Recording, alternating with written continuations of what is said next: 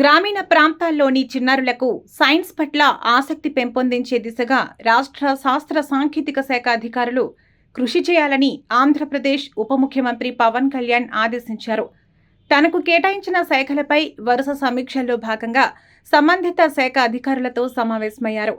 కేంద్ర ప్రభుత్వ విజన్ 2047కు అనుగుణంగా ఆవిష్కరణల దిశగా విద్యార్థులను తీర్చిదిద్దే ప్రయత్నం వేగంగా సాగాలని సూచించారు. వారు శాస్త్రవేత్తలుగా మారేందుకు అవసరమైన ప్రోత్సాహం అందించేందుకు ప్రభుత్వం సిద్ధంగా ఉందన్నారు.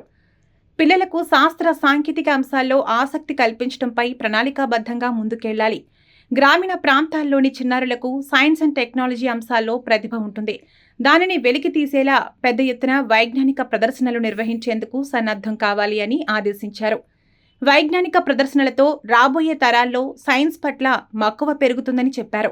రాజమండ్రి ఉప ప్రాంతీయ వైజ్ఞానిక కేంద్రం SRSC ప్రారంభానికి సిద్ధంగా ఉన్న విషయాన్ని అధికారులు ఆయన దృష్టికి తీసుకెళ్లగా త్వరలోనే అందుబాటులోకి తీసుకురావాలన్నారు.